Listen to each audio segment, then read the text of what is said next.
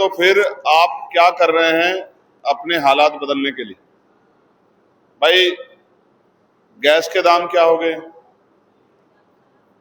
Gas मिल नहीं रही है, कमर्शियल सिलेंडर पर रेट बढ़ गए हैं, पेट्रोल डीजल महंगा हो गया है, घरेलू महिलाओं को रोजगार मिल नहीं रहा है, आशा आंगनबाड़ी बहनें, पंचायत सहायक, भोजन माता, उनको उनका हक मिल नहीं रहा है। 2000, 3000, 4000, 6000 में काम करना पड़ रहा है और इतना ही खर्च परिवार का आ जा रहा है। अगर अच्छी शिक्षा देनी हो तो शिक्षा महंगी हो गई है, सरकारी स्कूलों में उस तरह की शिक्षा मिल नहीं रही है और जो प्राइवेट स्कूल है वहां पढ़ाने के लिए बहुत पैसों की जरूरत है। सरकारी अस्पतालों में अच्छा इलाज हो नहीं रहा है और प्राइवेट हॉस्पिटलों में इलाज महंगा है। ऐसे समय में हम लोग अपने परिवार को कैसे आगे बढ़ाएं, ये हमारे सामने बड़ा चैलेंज है। इस चैलेंज का मुकाबला लोकतंत्र में फैसले लेके किया जा सकता है। हम जो करने वाले हैं उसमें भी जो महिलाओं के लिए करने वाले हैं, मैं उन कुछ चीजों पे प्रकाश डालना चाहूंगा और आपसे आग्रह करूंगा कि आप उनका प्रचार प्रसार करें। इसमें हम लोग पुरुषों को भी पीछे नहीं रखेंगे, लेकिन महिलाओं के लिए विशेषकर करने की आवश्यकता है, क्योंकि महिलाओं की स्थिति पुरुषों की स्थिति की अपेक्षा खराब है। भाई, उस तरह के हक अधिकार नहीं है, उस तरह की आजादी नहीं है, उस तरह के अवसर नहीं है, उस तरह के प्रयास नहीं हो रहे हैं, इसलिए महिलाओं पे ज्यादा काम करने की जरूरत है। और मैं मानता हूं अगर घर की महिलाओं के हाथ में पैसा और सम्मान उनका आ जाएगा तो उनको किसी के आगे हाथ नहीं फैलाना पड़ेगा, ना परिवार में ना किसी और जगह। तो महिलाओं का सशक्तिकरण बहुत जरूरी है। उसके लिए महिलाओं को ग्रामीण क्षेत्रों में कुटीर उद्योग लगा के रोजगार मिले। अभी अगर आप काम में कामकाजी महिलाएं होंगी तो मुश्किल से 5, 6, 7, 8 हजार रुपए महीने के आप लोग कमा पाते हो। ये पर्याप्त नहीं है घर चलाने के लिए। हम लोग प्रयास कर रहे हैं, हमने केंद्र सरकार से लड़ाई लड़के न्यूनतम वेजेस लागू किया था। न्यूनतम वेजेस है, जो अकुशल लेबर है उनको 753 रुपए मिनिमम मिलना चाहिए। अगर वो खेती का काम करें, किसी के दफ्तर में काम करें, किसी कंपनी में काम करें, किसी की फैक्ट्री में काम करें, कहीं और अलग जगह काम करें, सरकारी डिपार्टमेंट में, संविदा पे, ठेकेदारी पे काम करें, तो कम से कम एक दिन की दिहाड़ी मजदूरी उनको 750 रुपये मिलनी चाहिए। जब जाके वो कुछ पैसा खर्च करके अपने परिवार पे कुछ पैसा बचा पाएंगी, अपने आप को मजबूत रखने के लिए, अपने सपने पूरे करने के लिए। और ये केंद्र की सरकार ने हमारे विरोध के बाद जारी भी कर दिया, लेकिन राज्य सरकार उसको नहीं दे रही। राज्य सरकार उसकी जगह आज भी महिलाओं को मजबूर कर रही है 250 रुपए, 300 रुपए, 400 रुपए पे काम करने के लिए, और वो भी समय पे नहीं मिलते, वो भी रोज नहीं मिलता काम। तो ऐसे में क्या गरीब परिवार सरवाइव कर पाएंगे? क्या गरीब परिवार आगे बढ़ पाएंगे? क्या गरीब परिवार मुख्य धारा में पहुंच पाएंगे? क्या उनको भी उसी तरह का सम्मान और अधिकार मिल पाएगा जिसके लिए संविधान को आजादी देता है? तो जवाब है नहीं। आज शराब और नशा हमारे समाज में सबसे बड़ी मुसीबत बन गया। अब तो पहले तो ये कमजोर वर्ग के लोग, किसान मजदूर परिवार के, अब तो मुस्लिम समाज के लोग भी नशे में डूबने लगे। और नशे से क्या मिल रहा है? एक तो आपका शरीर खराब हो जा रहा है, दूसरा आपका सम्मान चला जा रहा है, तीसरा आपको आर्थिक नुकसान हो जा रहा है। अब इस नशे को रोकने के लिए हम लोगों ने तो मन पक्का कर लिया कि हम जितने भी शराब के ठेके हैं, राजकाज बनने पे उनको लाइब्रेरी में कन्वर्ट कर देंगे, वहां लाइब्रेरी बना देंगे, शराब की दुकानें बंद कर देंगे। बताओ, शराब की दुकानें बंद होनी चाहिए नहीं होनी चाहिए? जोर से बताओ, होनी चाहिए नहीं होनी चाहिए? हाँ, क्यों बंद होनी चाहिए? क्योंकि 70% झगड़े समाज में शराब की वजह से होते हैं। अब पूरे दिन मजदूरी नहीं मिली, घर आया तो जाके पत्नी को पीटने लगा, माँ के साथ लड़ने लगा। हाँ, अब वो शराब बंद हम ही लोग कराएंगे, आप देख लेना।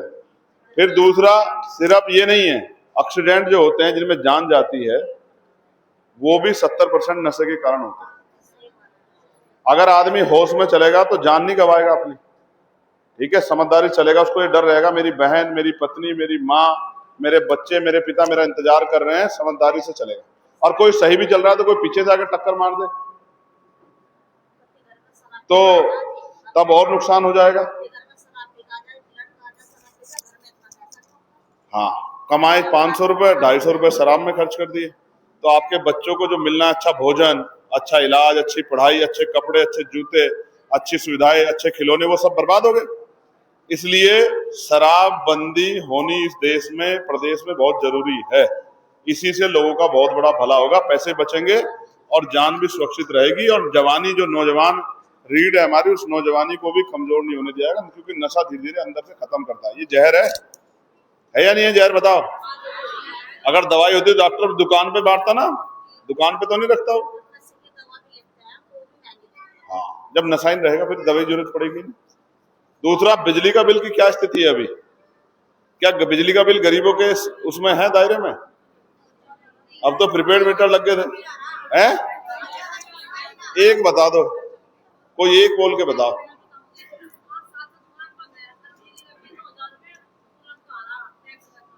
2000 रुपए 5 साल से दुकान बंद है, फिर भी बिजली का बिल कितना आ रहा है? 2000 रुपए लग के आ रहा है।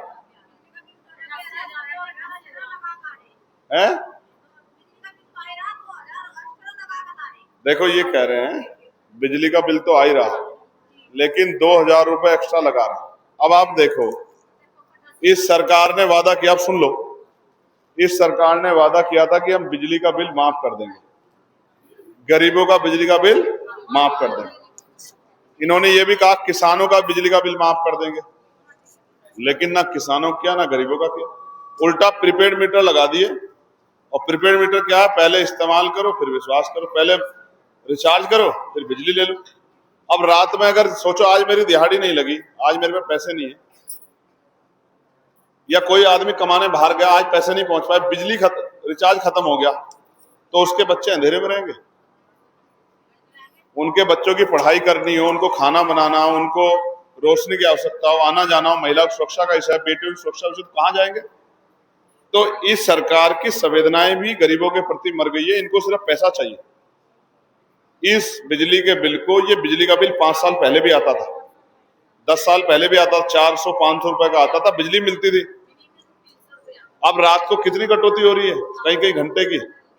हमने तो रात ही देखी, हम यहाँ ग्रामीण क्षेत्र में रुके तो खूब बिजली कटौती हो रही है, और गर्मी इतनी, और ऐसे में बिजली कटौती हो जाए तो कहाँ जाएगा गरीब आदमी?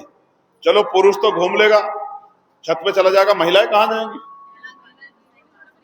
छोटे बच्चों को लेकर कहाँ जाएंगी? बच्चियां कहाँ जाएंगी? उनके सम्मान की रक्षा कैसे होगी? उनकी इज्जत की रक्षा कैसे होगी? इसलिए मैं कह रहा हूं कि सरकार को ऐसे सारे मुद्दों पे गंभीरता से काम करना चाहिए जो गरीब जनता को परेशान कर रहे हैं।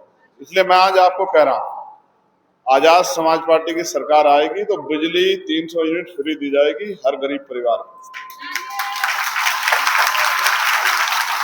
और सिर्फ बिजली फ्री नहीं देंगे, इसको प्रीपेड मीटर खत्म करके 400-500 रुपए वाले पुराने बिल को लागू करेंगे, जिससे कि गरीबों की जेब पे डाका ना पड़े। समझे आप मेरी बात को? और सबसे जो इम्पोर्टेंट हम लोग करेंगे, आपके यहाँ छोटे छोटे बच्चे भी दिख रहे हैं, कक्षा 1 से 12 तक की पढ़ाई मुफ्त करेंगे। कक्षा 1 से 12 तक की पढ़ाई। क्यों? क्यों? देखो, सब पैसे वाले नहीं, गरीब के बच्चे को भी पढ़ने का अधिकार मिलना चाहिए। गरीब के बच्चे को भी, जैसे अमीर आदमी तो अपने बच्चे को अच्छे अच्छे स्कूल में पढ़ा लेगा, भाई आप लोग काम कर लो, फोटोग्राफर मत बनो, फिर फोटोग्राफर ही बन जाओगे, फिर कुछ नहीं बन पाओगे, तमाश भी नहीं बन जाओगे आप लोग ना, ठीक है? फिर आप पूछते हो कि आप जो मेरी तरफ रात में क्यों गुस्सा हो रहे थे, इन्हीं हरकतों की वजह से। मेरी बात पे गौर करो आप,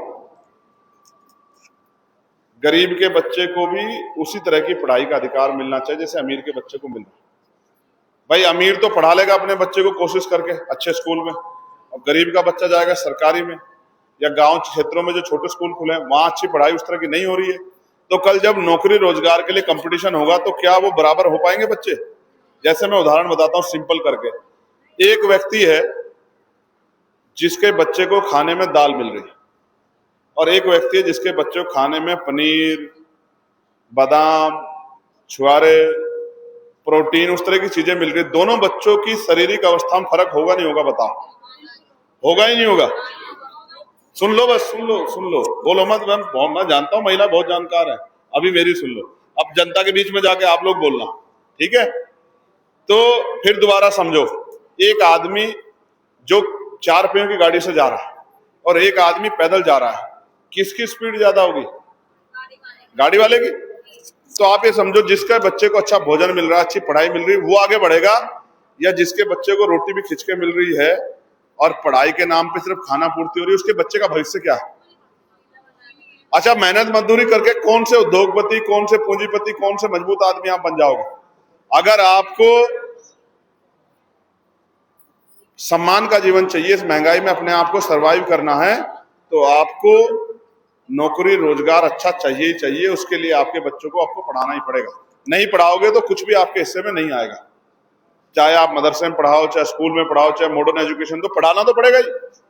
बिना पढ़े थोड़ा नौकरी रोजगार मिल जाएगा। इसलिए मैं आपको कह रहा हूं कि कक्षा 1 से 12 तक पढ़ाई सबके लिए बराबर होनी चाहिए। एक सिलेबस हो, एक बोर्ड हो और एक ही तरह की शिक्षा दी जाए, और अध्यापक वेल क्वालिफाइड हो और गुणवत्तापूर्ण पढ़ाई दी जाए, जिससे कि 12वीं तक 18 साल का बच्चा होके किसी भी कंपटीशन में बैठे तो सिर्फ इस वजह से कि उस पैसे वाला नहीं था या उसको जो है अच्छा स्कूल नहीं मिला, वो पढ़ नहीं पाए, ऐसी दिक्कतें उनके सामने ना आए। और मैं आज कह रहा हूं, हम 5 किलो राशन दे ना दें, ये तो ये सरकार दे रही, लेकिन हम आपके बच्चों को इतना काबिल बना देंगे कि आपका बच्चा 50,000 रुपए कमाएगा, अपना हाथ नहीं फैलाएगा, ना आपका हाथ फैलने देगा, आपको मजबूत करेगा। इस बात का हम आपको विश्वास दिलाते हैं। आपको और हमें अपनी लड़ाई स्वयं लड़नी पड़ेगी। जैसे आपने चिड़िया को देखा है, चिड़िया अपना घर बनाने के लिए किसी का इंतजार करती है क्या?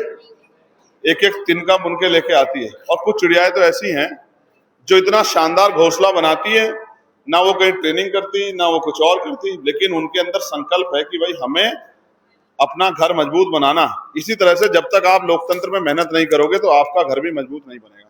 ये जो हमारी महिला नेता बहनें हैं, मैं इनको भी कह रहा हूँ, ग्रामीण क्षेत्रों में जाओ, महिलाओं से संवाद करो, उनकी समस्या को जानो। मैं आज आपको कह रहा हूँ, उनकी समस्या का 100% हल करेंगे, मैं आपको विश्वास दिलाता हूँ।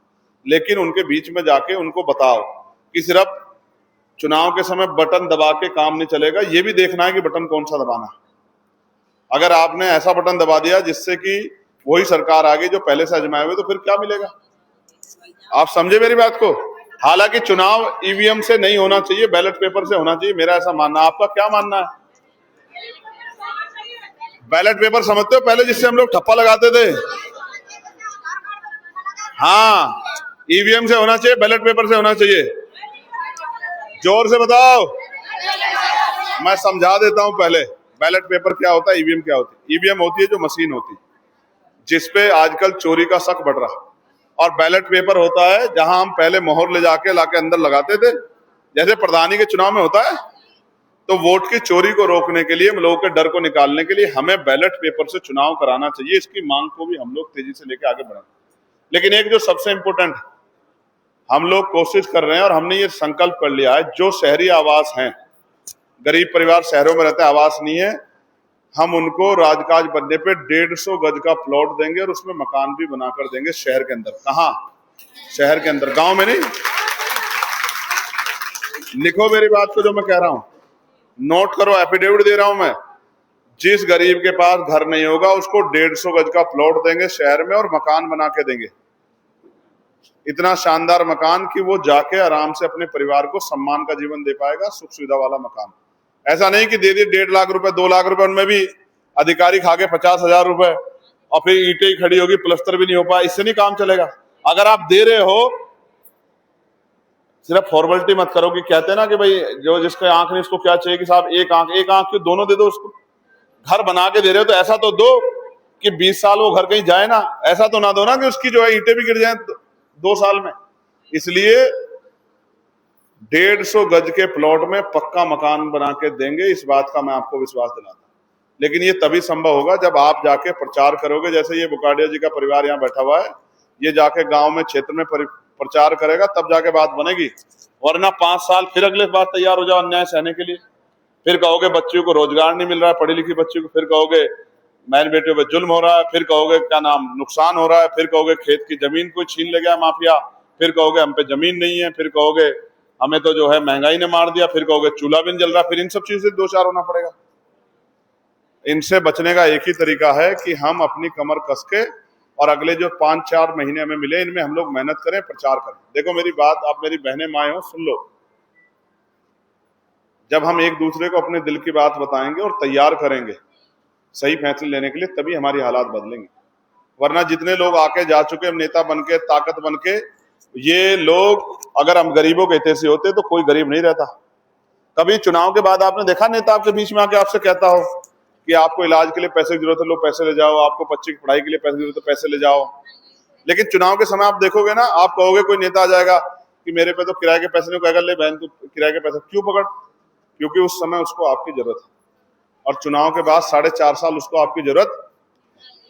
तो आप ये समझो, इसका मतलब ये तो एक तरह की खरीदारी होगी ना कि भाई पैसा दो और वोट ले लो, अपने पक्ष में कर लो। इस खरीदारी को रोकने के लिए और असली लोकतंत्र को स्थापित करने के लिए हमें मेहनत करनी पड़ेगी, ताकत बनानी पड़ेगी और वोट का फैसला समझदारी से लेना पड़ेगा। और अगर ये जो एकता आप लोग आज यहाँ दिखा रहे हो, जहाँ मुस्लिम बहनें भी हैं, दलित बहनें भी हैं और बहनें भी हैं, सब अगर ऐसी एकता बना लोगे तो फिर तो वो दिन दूर है ही नहीं कि आपकी समस्या आपके पास रह जाए।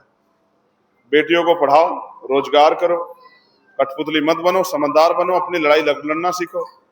नहीं लड़ोगे तो क्या मिलेगा? क्या हुआ?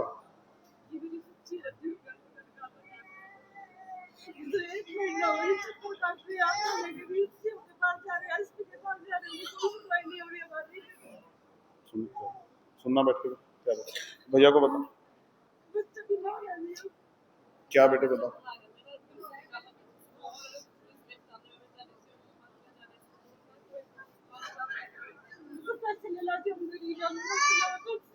है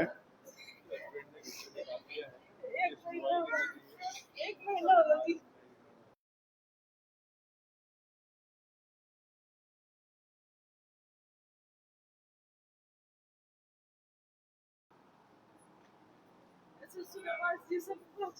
बुढ़ाना सच्चो है यार।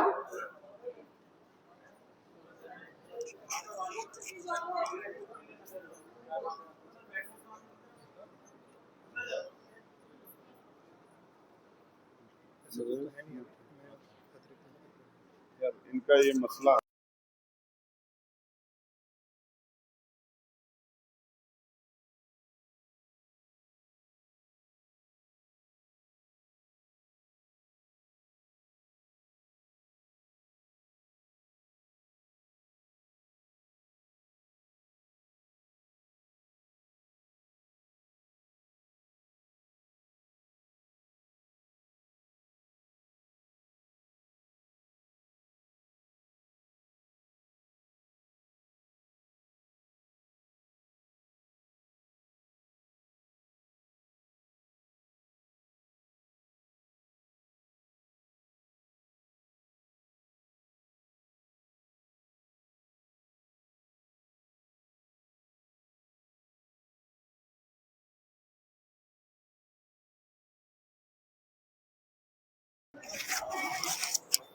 देखो भाई, मैं आपको भी कहना चाहता हूं,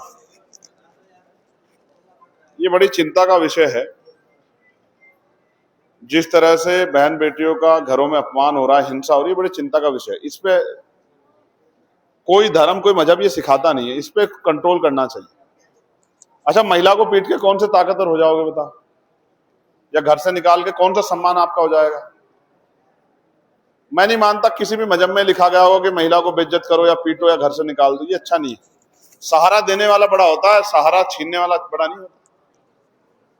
अच्छा, हिसाब तो सबका होगा। ये जितना जुल्म कर रहे हो ना, इसका हिसाब तुमसे जरूर होगा। कभी गलतफहमी में रहते हो, ये भी कहते हो सुबह शाम जिस भी धर्म को मानते हो कि ऊपर वाला देख रहा है, ईश्वर देख रहा है, फिर ये जो अन्याय करते हो ये नहीं देख रहा। वो यहाँ उस समय कहीं और देखने लग जाता है ऊपर वाला। वो तो सब देख रहा है कि आप कितना क्या कर रहे हो। इस तरह की अगर कोई कहीं इस तरह की दिक्कत है उसको ठीक करो। ये सब चीजें अच्छी बात नहीं, ठीक है बेटे? रोते नहीं आप लोग, हैं? कुछ रहो। और कोई बात?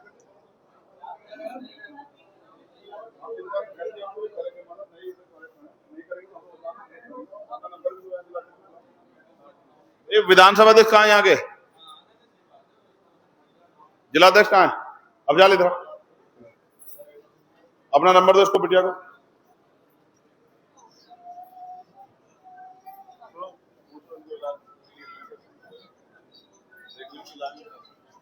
चलो तो आगे, अब डाला।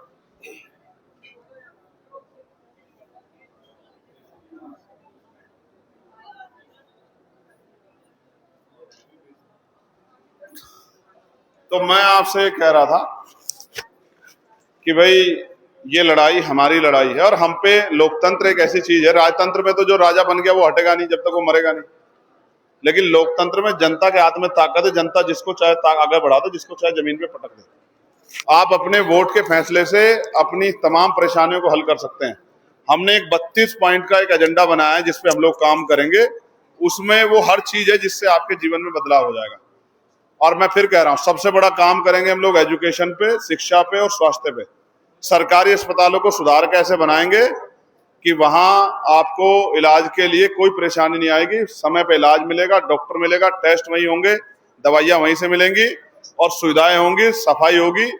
ऐसा नहीं होगा कि आज जैसा आज के अस्पताल बने हुए, मशीनें नहीं है, बाहर टेस्ट बाहर से लिख दिए, दवाइयां बाहर लिख दी, ये सब चीजों पे रोक लगाएंगे, ठीक है। मगर ये होगा तभी जब आप लोगों का सहयोग मिलेगा। और आपको तो स्पेशल काम करो, आपको कह रहा हूं, ये जो गुलाबी सूट में हमारी माँ बैठी है, शांत हो जाओ, ये चने उन्हें उधर जाके बेचो, अल्लाह मचा रहे। मेरी बात पे गौर करो, फोन रखने लगी हो तो सब जिन पे फोन है वो अपनी रिश्तेदारियों में फोन किया करो। प्रचार कैसे होगा? आपकी बेटी की ससुराल में, बेटे की ससुराल में, अपनी ननंद को, अपनी बहन को, सबको फोन किया करो। भाई मीडिया वाले नहीं दिखाएंगे ना दिखाए, टीवी वाले दिखाएंगे नहीं दिखाए ना दिखाए, अखबार वाले, तो आप तो किया करो अपना काम। या इसी गरीबी में मरना है बता? मैं सवाल पूछूंगा तो आपके चेहरे उतर जाएंगे। हवाई जहाज में बैठी आप में से कोई, जरा बताना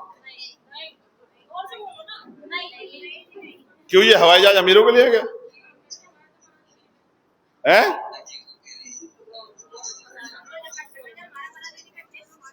नहीं, मर्द का तो मुझे पता नहीं, बैठे ना बैठे, आप लोगों को बैठना चाहिए। ये आपको थोड़े बताते हैं बैठ जाते हैं हवाई जहाज में, ये सारी बातें नहीं बताते आपको, लेकिन मैं महिलाओं के लिए बात कर रहा हूं आज। सुनो फिर हमारी अम्मा, बात सुनो, अब देखो मिलने दो मौका, और योजना बनाएंगे कि गरीबों को भी हवाई जहाज का सफर करने का मौका मिले, उनको भी जो है एक बार दुनिया देखने का मौका मिले। मेरी बात को याद रखना, ठीक है। मैं ये तो नहीं कहता हर जिले में एयरपोर्ट बन जाएगा, लेकिन मैं आपको फिर कह रहा हूं, जो गरीबी में पैदा हुआ ऐसा नहीं गरीबी में मरेगा, ठीक है। उसके लिए योजना बना के सारी कार्रवाई की जा सकती है, ठीक है। लेकिन बस ये है कि करने के लिए नियत चाहिए। जब नेता पैसा कमाने लग जाएगा फिर कहां से हो जाएगा? जब नेता वोट तो लेगा गरीब जनता से और काम करेगा पूंजीपतियों का, कंपनी वालों का, फिर कहां से हो जाएगा? कहां आपके पढ़े लिखे बच्चे बेरोजगार नहीं घूम रहे? आपके बच्चों को रोजगार मिल जाएगा, वही आपको घुमा देंगे। आपको रोजगार मिल जाएगा 25-30 हजार रुपए का, तो आप खुद ही घूम लोगे, आपको किसी और की जरूरत क्यों पड़ेगी? समझे नहीं समझे? अभी तो आपको पता जो पैसा है ये घूमने में नहीं है, तो पेट पल जाए इसी के लिए बहुत कम है, इसलिए नहीं आप अपने बारे में सोच पा रही। तो जैसा मैंने आपको बताया, गर्मी बहुत है, मैं आपका ज्यादा समय नहीं लूंगा क्योंकि मुझे भी आगे कार्यक्रम में जाना। मेरी इनका आग्रह था कि यहाँ लोकल के लोगों से आपको बात करनी है, तो मैं आपका यहाँ पहुंचने पे धन्यवाद देता हूँ। और मेरी बात को जो मैंने आपको बताई, वो पंपलेट कहाँ है? अजय भाई पंपलेट कहाँ है?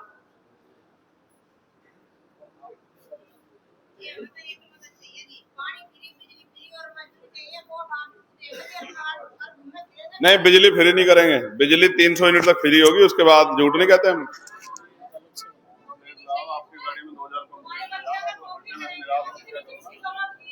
सुनो, हम आपको रोजगार देंगे 20-25 हजार रुपए तक का कुटीर उद्योग के जरिए, तो फिर आप बिजली का पैसा क्यों नहीं दोगी? बता, फिर दे दोगी नहीं दे दोगी? अब यही कह रहा हूं, समझे नहीं? जब आप पे पैसा होगा फिर आपको देने में दिक्कत नहीं होगी, जब पैसा नहीं होगा तो कहां दोगे? खून बेच के थोड़ा ही दोगे? देखो मैं झूठ नहीं कहता, मैं अभी भी आपको हामी कर देता, हाँ जी, नहीं, मैं झूठ नहीं बोलता, मुझे पता है क्या दे सकते क्या नहीं। पानी हम आपको साफ देंगे पीने के लिए, जैसा पानी आरओ का अमीर लोग पीते हैं ऐसा देंगे, जैसा बिस्लरी की बोतल मिलता है ऐसा देंगे कि आपको नल के टंकी का गंदा पानी पीना पड़े। याद रखना मेरी बात को, आप साफ पानी देंगे पीने के लिए जो आप बीमार ना हो। और बिजली आपको जितनी यूनिट का उतनी फ्री मिलेगी। उसके बाद सस्ते दामों पे मिलेगी, और आपको जब रोजगार मिलेगा तो आप पैसे भी दोगे। जब सरकार पे टैक्स आएगा तभी तो योजनाएं आगे बढ़ेगी।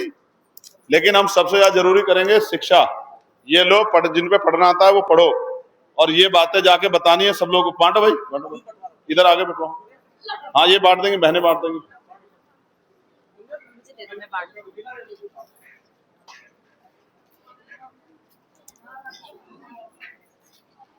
और ये नेता लोग भी काम किया करो। अभी आज गर्मी में वहां जोश देखूंगा तुम्हारा कितना है, तुम लोगों में, सब लोगों में। हिम्मत तो नहीं हार जाओगे? पक्का? तो देख लो, अभी बता दो। आज ये नवाजिश भाई, तरुण भाई, ये सब लोग भी गर्मी में आपके साथ ही रहेंगे, घबराओ मत भाई। नेता आगे आगे रहेगा तभी तो जनता चलेगी पीछे पीछे। इनको आगे आगे रखना है ना। हाँ ठीक। क्या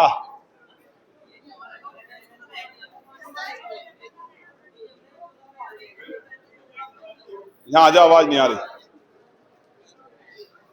एक पंपलेट इसके हाथ में दे दो, एक मुझे दे दो। बता। ठीक है,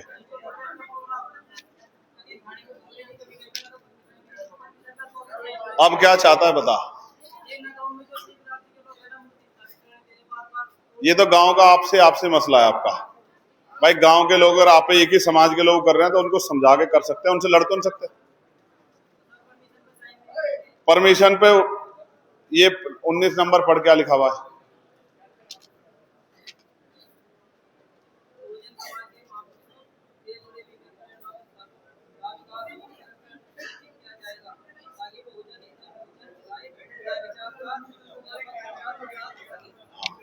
तो इसमें तेरी समस्या का हल है।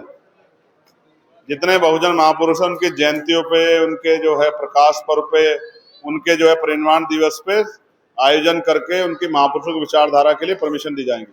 यही है, ये समझ गया? तो उससे पहले मैं लिख के बैठा हूं जो मुझे करना है, समझा? ठीक है। अब नवाजिश भाई जो हैं वो अपनी बात रखेंगे। आओ जल्दी, आओ इधर।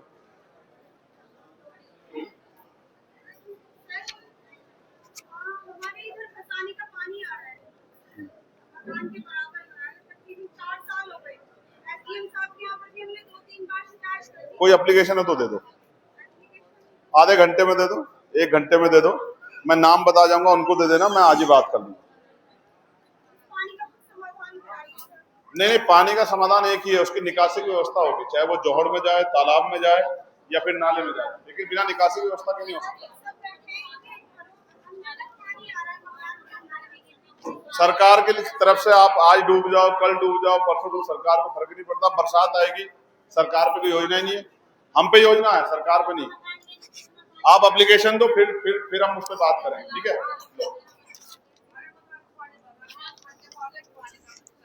पहले